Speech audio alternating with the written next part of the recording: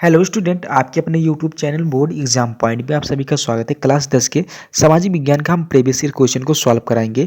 क्योंकि आप इस क्वेश्चन को सॉल्व कर लेते हैं तो आपको सारी बातों को जानकारी होगी, जैसे कि क्वेश्चन में कितना समय किस क्वेश्चन में देना होगा या कितना समय हमें किस क्वेश्चन में कितने लाइन का लिखना होगा। ये सारी बातों को हम ध्यान में लेते हुए हमें क्वेश्चन को सॉल्व करेंगे।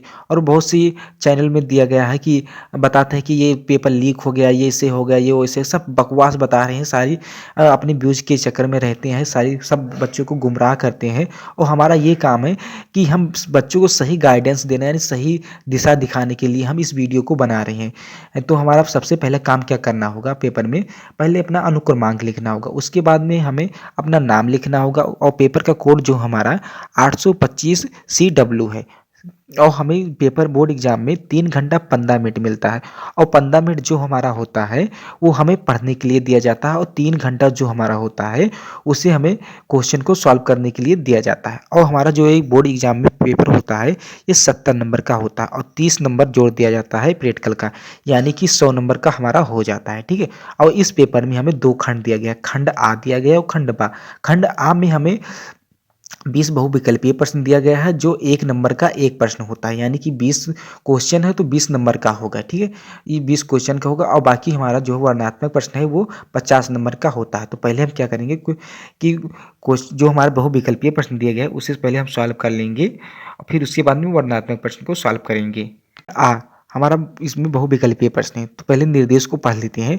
निर्देश में दिया गया, नीचे दिए गए प्रश्न के प्रत्येक प्रश्न के 4 विकल्प दिए गए हैं। सही विकल्प चुनकर OMR उत्तर पत्रक पर चिन्हित करें। यानी इसे हमें क्या करना है, जो हमारा सही प्रश्न यानी आंसर दिया है उसे OMR पर हमें भरना है, यानी गोला करना है। तो हमारा पहला प्रश्न है कि निम्न में से वह कौन है जिसे ब्रिटेन, रूस, फ्रांस और ऑस्ट्रेलिया जैसे महाशक्तियों से 1815 ईस्वी में पराजय का सामना करना पड़ा। ठीक है, यानी कि हमें ये बताना है कि जो 1815 ईस्वी में ब्रिटेन, रूस और फ्रांस, ऑस्ट्रेलिया जैसे महाशक्ति को कौन पराजित किया था। ऑटो वन बिस्मार्क ने किया था, या हिटलर ने किया था, या नेपोलियन बोनापार्ट ने, या मेटरनिख ने किया था।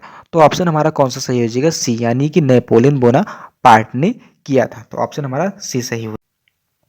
हमारा दूसरा प्रश्न है कि जब फ्रांस छींकता है तो बाकी यूरोप में सर्दी जुकाम हो जाता है, किसका कथन है। तो मेटरनिख का है, या बिस्मार्क का है, या लुई फिलिप का है, या नेपोलियन का है। यानी कि हमें ये बताना है कि इसमें कौन सा ऑप्शन सही होगा। तो हमारा ऑप्शन कौन सा सही हो जाएगा, ऑप्शन ए, यानी मेटरनिख का हो जाएगा। इसमें कहा है कि जब फ्रांस छींकता है तो बाकी यूरोप को सर्दी जुकाम हो जाता है, यानी कि एक सभा अर्थात सम्मेलन में तब इन्होंने फ्रांस में जब कोई दंगे होते थे तो इसका प्रभाव जो है यूरोप पर पड़ता था, इसलिए ये कथन इन्होंने मेटरनिख ने कहा था। अब हमारा तीसरा प्रश्न आता है कि अंतर्राष्ट्रीय मुद्रा कोष की स्थापना किस सम्मेलन में हुई थी। तो बताना है, गुट निरपेक्ष सम्मेलन में, या वारास के संबंधित में, या ब्रिटेन वुड सम्मेलन में, या ईस्ट इंडिया कंपनी के सम्मेलन में। तो ऑप्शन हमारा कौन सा सही हो जाएगा, ब्रिटेन वुड सम्मेलन में। ठीक है, ये ऑप्शन हमारा सी सही हो जाएगा। अब चौथा हमारा प्रश्न आता है कि रिंडर पोस्ट नामक बीमारी 1890 ईस्वी में कहाँ से फैली थी। तो अफ्रीका से, या दक्षिण अफ्रीका से, या भारत, या रूस से। तो ऑप्शन हमारा कौन सा सही हो जाएगा, ए ऑप्शन हो जाएगा। तो रिंडर पोस्ट जो है हमारा, ये बीमारी पशु की बीमारी के नाम से भी प्रसिद्ध है।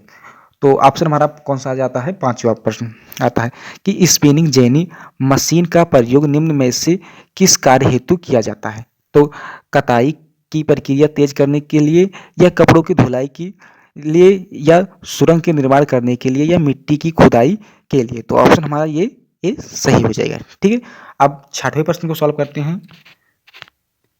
हमारा छठवां प्रश्न है कि निम्न में से गुलामगिरी किसकी रचना है।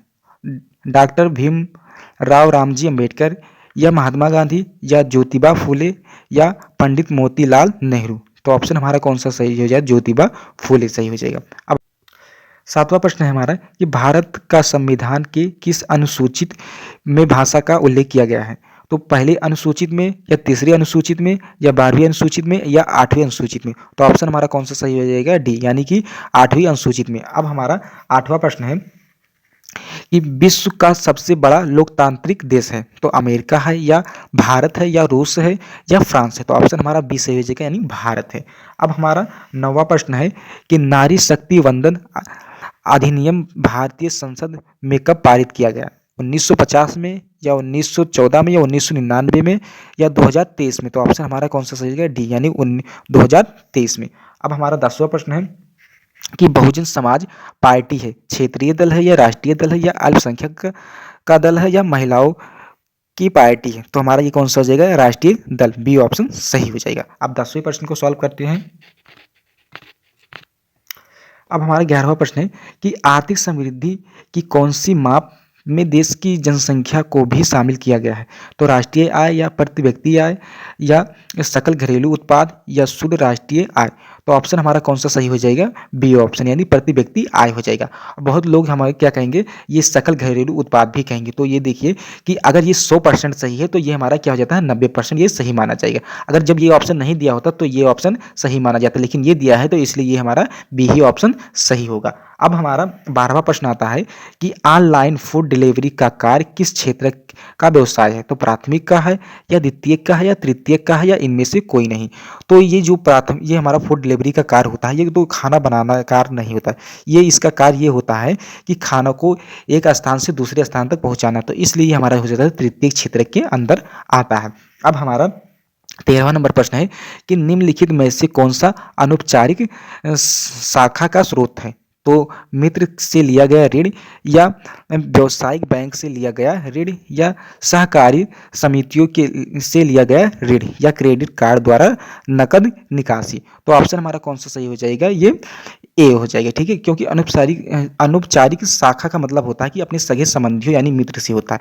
तो यानी कि ऑप्शन हमारा ये ए सही हो जाएगा। अब हमारा 14 नंबर प्रश्न आता है, कहा कि अंतरराष्ट्रीय व्यापार से लाभ होता है छोटे देशों को, या बड़े देशों को, या ए बी दोनों को, या किसी को नहीं? तो यानी कि ऑप्शन हमारा इसमें कौन सा सही हो जाएगा?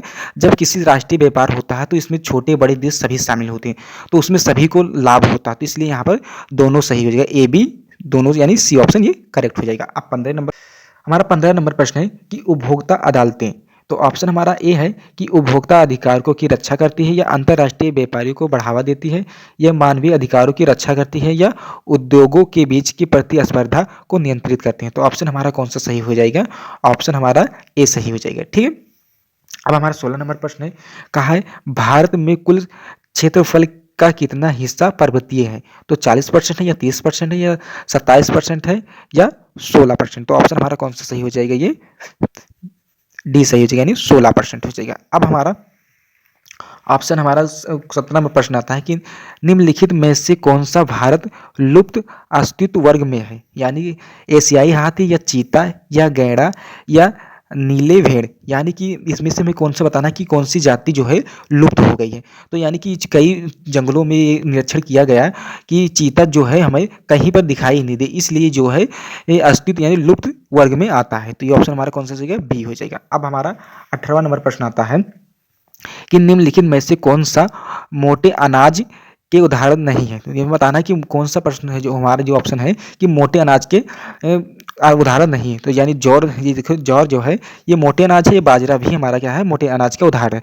और रागी जो है हमारा ये भी यानी मोटे अनाज का उदाहरण है। और ये अरहर जो है ये दाल कैटेगरी में यानी अनाज नहीं, तो इसलिए ऑप्शन हमारा डी सही हो जाएगा। अब 19वां नंबर प्रश्न हमारा क्या है उसे देख लेते हैं।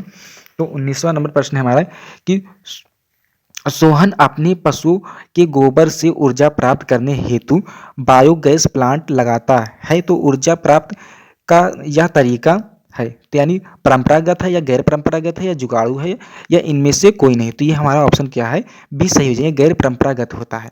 तो इसे हम गोबर गैस भी कहते हैं कि इसका जो है उपयोग यानी घरेलू में किया जाता है, जैसे खाना बनाने के लिए किया जाता है, और जैसे छोटी उजाला के लिए यानी लाइट बल्ब जलाने के लिए कार्य किया जाता है। अब हमारा जो है 20वां प्रश्न है कि जीवाश्म ईंधन द्वारा होता है यानी मृदा प्रदूषण होता है, या वायु प्रदूषण होता है, या जल प्रदूषण होता है, या ध्वनि प्रदूषण होता है? यानी जैसे हम किसी कूड़े को जलाते हैं या कोई कुछ भी जलाते हैं, तो कोयला जलाते हैं, तो ये जो हमारा धुआं निकलता है ये वायु में फैल जाता है, इसलिए वायु हमारा प्रदूषित हो जाता है। तो ये हमारा ऑप्शन बी सही हो जाता है।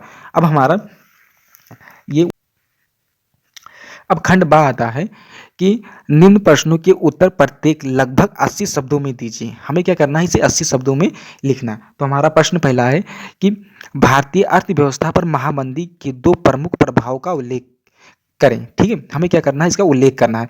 तो हमारा 2 प्रश्न दिया है, यानी अथवा करके 2 प्रश्न दिया है, किसी एक को करना होगा, चाहे आप ये करें या ये करें। आपको 4 नंबर मिल जाएगा अगर ये कर लेते हैं तो। अब इसी प्रकार से हमारा दूसरा भी प्रश्न दिया है कि आपको 2 दिया है, एक करना होगा अथवा करके, ये भी हमारा क्या है, 4 नंबर का है। अब हमारा तीसरा प्रश्न आता है, तीसरा प्रश्न भी उसी प्रकार से है, 2 दिया है, एक करना है, और ये भी हमारा क्या है, 4 नंबर का है। अब हमारा चौथा प्रश्न आता है, चौथे में भी उसी प्रकार से दिया है, ये 4 नंबर का है, एक करना है, 2 दिया है, एक को करना है। अब हमारा 5वां नंबर प्रश्न है वो आ जाता है। तो 5वें नंबर प्रश्न में कहा है कि निम्न प्रश्नों के उत्तर प्रत्येक लगभग 150 शब्दों में दीजिए। यानी कि ये जो हमारा 6 नंबर का प्रश्न है, इसे हमें क्या करना है, 150 शब्दों में लिखना होगा। ठीक है, इसमें कहा है कि असहयोग आंदोलन से आप क्या समझते हैं, इसके प्रमुख वो कारणों को उल्लेख कीजिए। यानी कि इसका जो है आप परिभाषा लिखेंगे तो आपको 2 नंबर मिलेगा, और इसके कारण को उल्लेख करेंगे तो 4 नंबर आपको मिलेगा, टोटल 6 नंबर का। अथवा करके दिया, किसी एक को करना है, चाहे आप ये वाला कीजिए, चाहे आप ये वाला कीजिए। अब हमारा 6वां प्रश्न कहता है, 6वें प्रश्न में भी उसी प्रकार से दिया है कि 2 दिया है, एक को करना होगा आपको। अब हमारा 7वां नंबर प्रश्न आता है, 7वां में भी आपको वही दिया कि अथवा करके दिया है, आप चाहे ये करें चाहे ये करें। ठीक है, इसमें भी वही दिया, 2 दिया है, एक करना होगा। अब हमारा 8वां प्रश्न है, 8वां प्रश्न में भी अथवा करके दिया है, चाहे आप ये कीजिए चाहे ये कीजिए, ये ही अभी 6 नंबर का दिया है। अब हमारा आता है 9वां प्रश्न। ठीक है, 9वां प्रश्न में हमारा कहा मानचित्र संबंधित है। ये हमारा जो प्रश्न है मानचित्र संबंधित है।